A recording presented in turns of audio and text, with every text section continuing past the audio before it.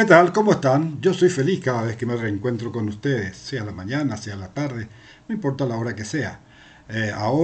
Hoy es el lunes, son exactamente las 13:01 cuando comienzo esta grabación en este día que me trae buenos recuerdos, porque es el día del folclore, un día que es muy especial para todo el mundo, porque este no es un día exclusivo del Paraguay.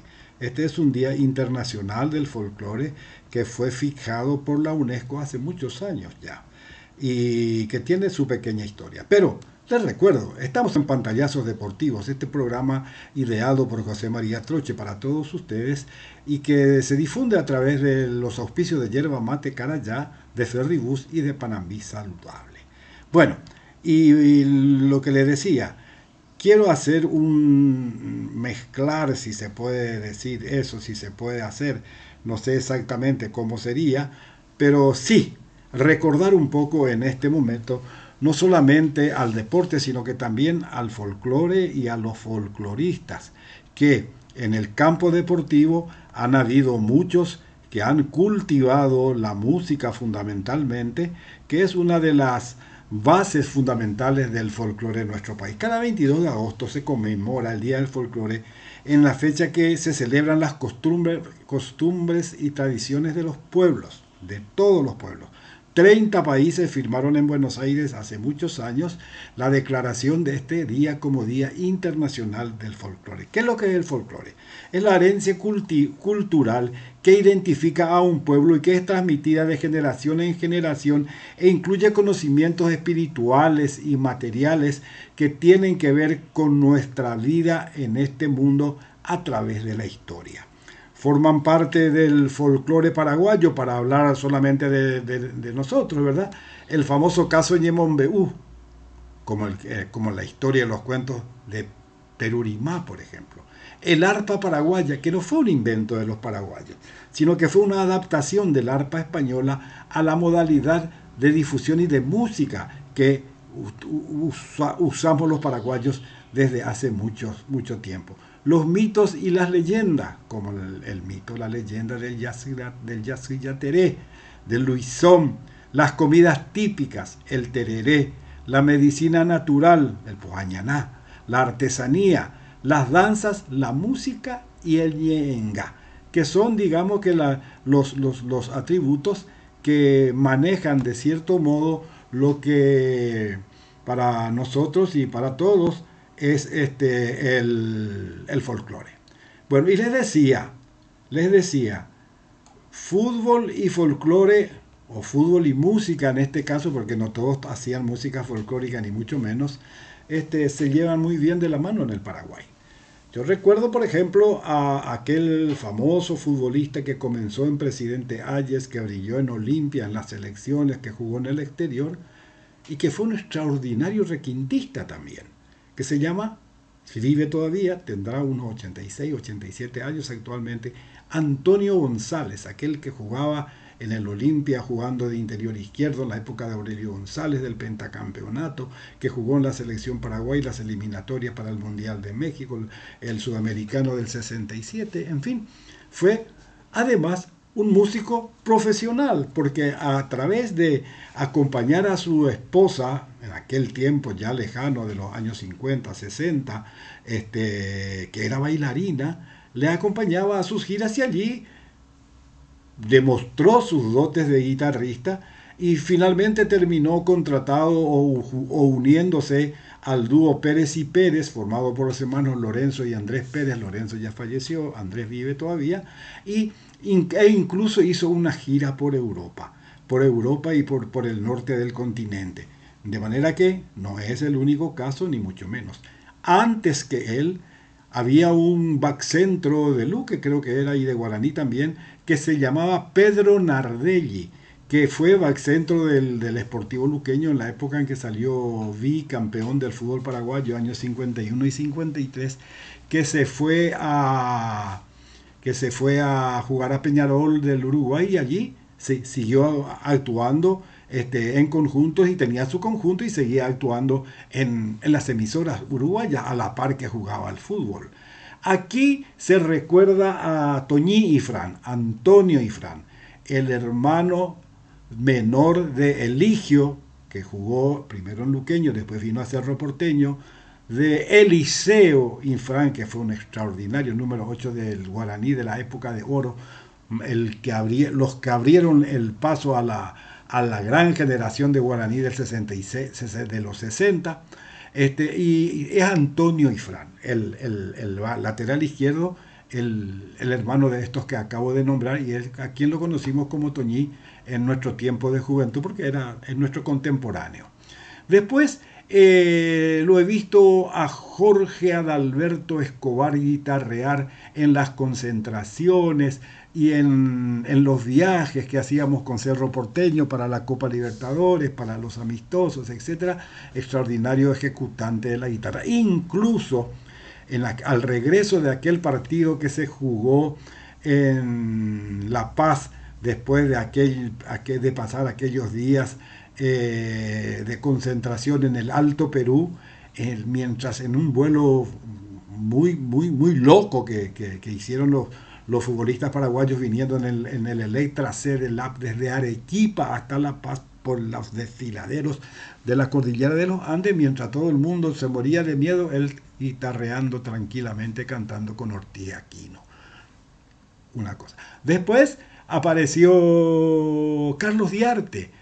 Una noche estando en Salta, Salta es la cuna del folclore argentino, y una noche estando en Salta, después de terminar el partido entre Paraguay y Argentina, preparatorio para las eliminatorias de Londres, creo que fue, lo encontramos a la madrugada sentado en el centro de la Plaza Güemes, debajo del monumento al prócer argentino, con su guitarra rock and rolleando. Y después, después ya en España le dio más a la guitarra, incluso tiene obras compuestas y de cierta valía. Otro que también pasó por esa etapa fue Ramoncito, Ramón Ángel Hick, que a quien Carlitos Arce le decía Ish, Nemita I, en voz asada la pelota, Nemita I, Ish. No le decía Hick, le decía Ish, Carlito Arce, en su lenguaje muy peculiar, que también escribió aquella canción que dice: nos vamos a Mundial, a México querido, que fue el himno que acompañó a la selección paraguaya al Mundial de México, perdón, en 1986. Y por último, entre los que recuerdo estaba Marcos Candia. Marcos Candia era un puntero de Nacional, puntero derecho creo que era, no carece de importancia la punta en la que jugaba. Lo cierto es que tocaba muy bien la guitarra, le acompañó, era compueblano de los Hijos del Paraguay, los tres hermanos que conformaron el conjunto, los tríos, los Hijos del Paraguay.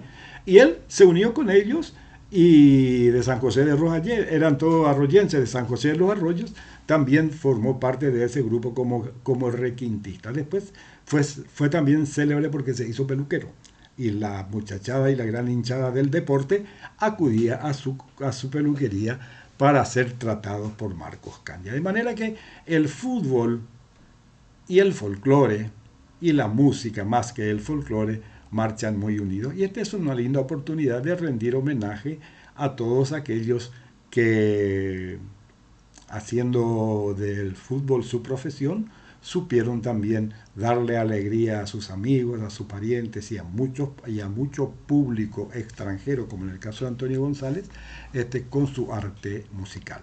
Bueno, hasta ahí. Ahora damos vuelta a la página y vamos al fútbol. Y se le escapó a Cerro en el último minuto de juego prácticamente la posibilidad de recuperar la punta. Jugó muy bien anoche, si es que comparamos los partidos anteriores con este. No fue la octava maravilla del mundo, ni mucho menos, pero mostró algo de lo que tenía guardado el equipo de Arce, y estaba ganando con cierta holgura hasta que apretó el acelerador el equipo rival, en este caso Guaraní, que no había todavía podido salir del pozo, y sobre la hora logró el empate a través de un tiro penal. Esta fue la noche en que el VAR decidió absolutamente todo lo que pasó en el partido de anoche. Primero,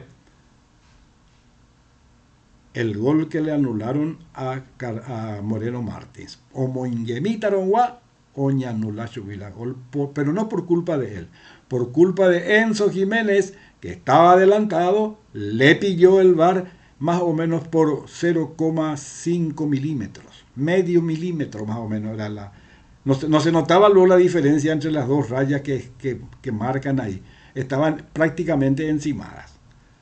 Por eso le anularon el gol a Cerro el primero. El segundo también fue anulado, pero después el VAR revisó y vio que el que había hecho el gol, Galeano, partió habilitado, bajó contra el pecho y con una media vuelta logró el tanto de la apertura, que fue un lindo gol que gritó muchísimo la hinchada de Cerro Porteño. Sobre todo lo gritó después de que el VAR confirmó, porque en el momento del gol normal ya de Chupé, sabemos que a veces nos llevamos el chasco y tenemos que quedarnos después con la boca callada. Así fue. Y ya terminaba el partido, un córner, y cometió un disparate Carlos Rolón. Un tipo tan experimentado, Pico, puede hacer eso. Le agarró del cuello a un jugador de Nacional, lo tiró al suelo y siguió el partido. No, el referee no cobró, no sé ni si vio o si no vio, lo cierto es que no cobró nada. Pero el VAR, ojito al VAR, revisaron la jugada y terminaron dándole el penal a Nacional, a Guaraní, perdón, que se encargó de anotar posteriormente Néstor Camacho con un excelente remate de pierna izquierda. Antes de eso, Guaraní se había quedado con 10 hombres. Hubo una falta que el árbitro cobró, pero así nomás, cobró nomás. Hoy entremete llegó al VAR y ahí esa intromisión le costó la expulsión del lateral derecho de Guaraní, uno de los tantos Benítez que tiene Guaraní, y se quedó con 10 hombres. Aún así Cerro no pudo aumentar el marcador. En síntesis, fue la noche del VAR, fue San VAR el domingo, anoche, ¿verdad? Anoche domingo fue el día en que el VAR mostró todas sus aristas ya, Chupé.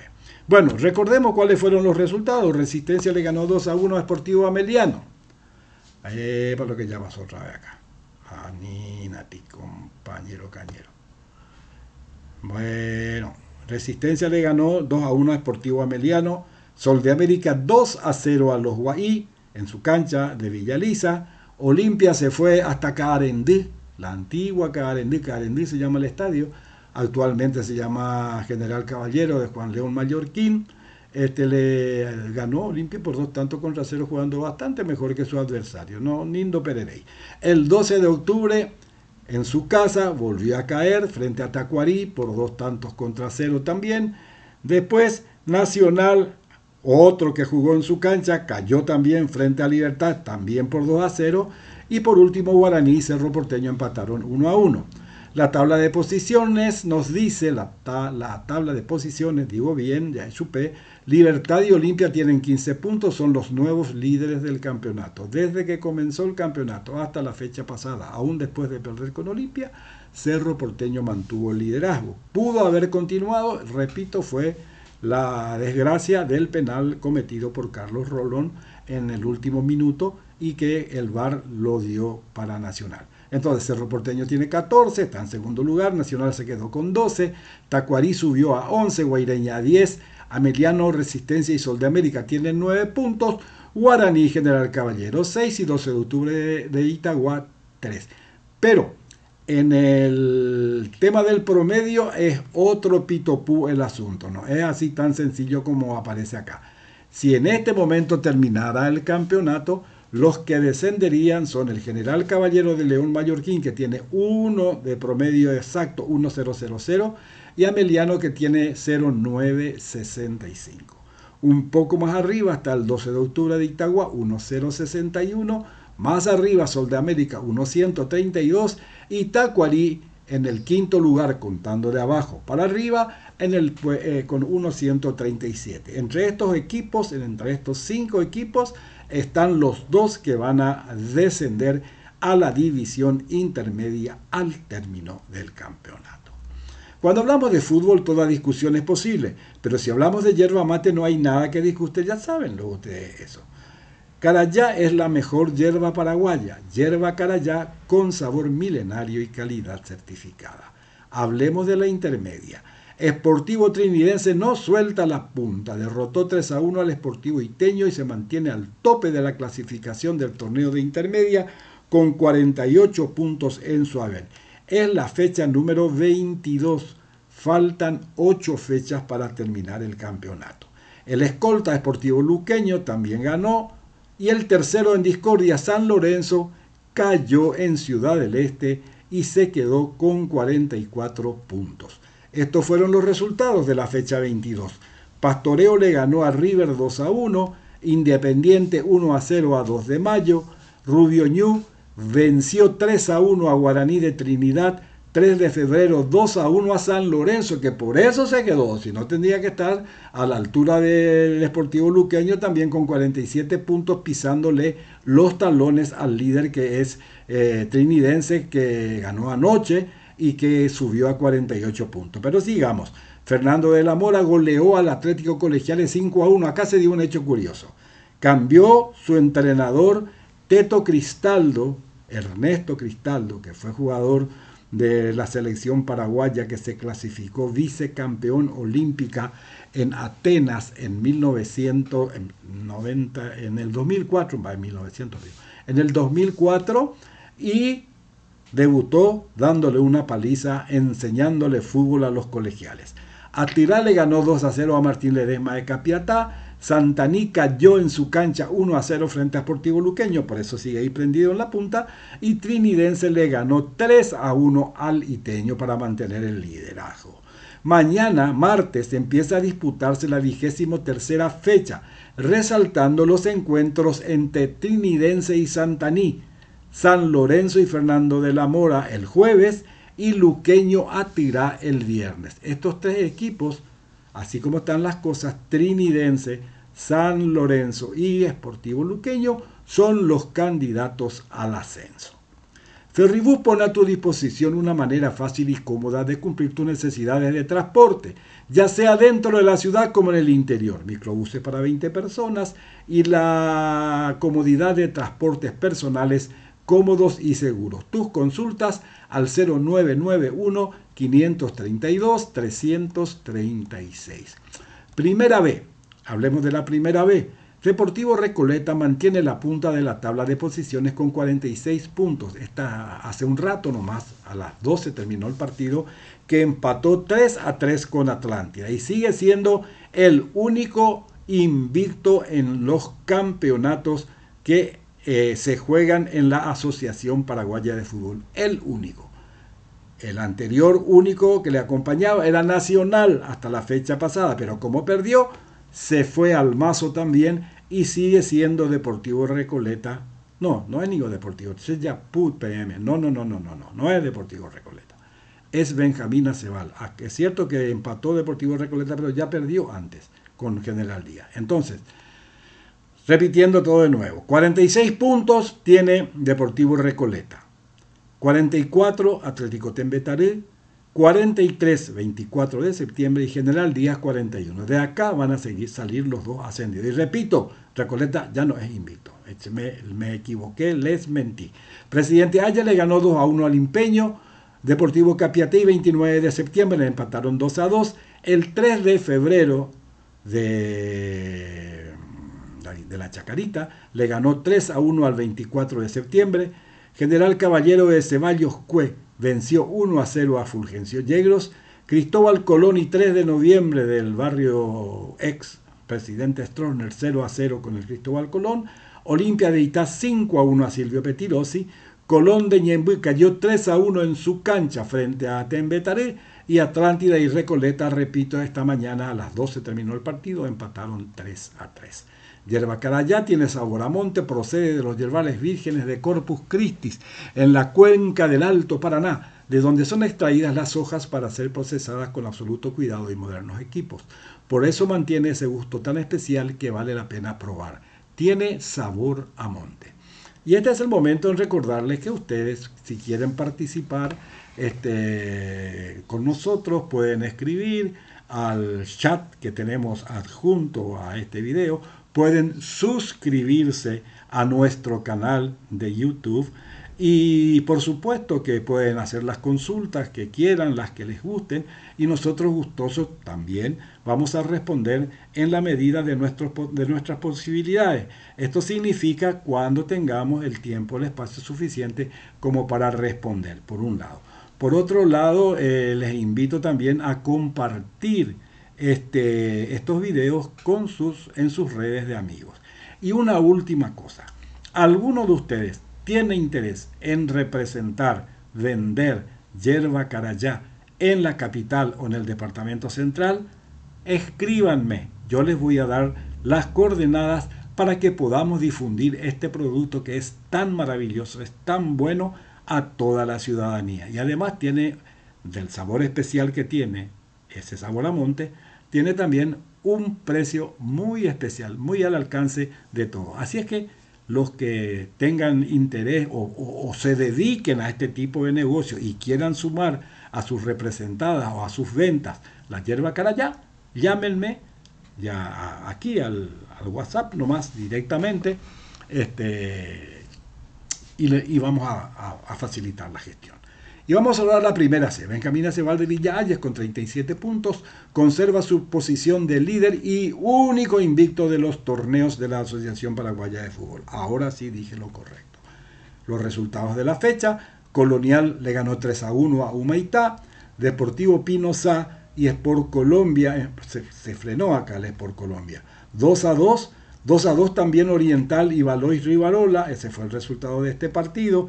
General Caballero de Campo Grande cayó 3-1 frente al 12 de octubre de Santo Domingo. 5-1 le ganó el 1 de marzo al Atlético Juventud y Benjamín Acebal redondeó una jornada completa con un 3-0 categórico a Pilcomayo. 37 puntos tiene Benjamín Acebal de Villa Hayes, 6 puntos más atrás están sus perseguidores.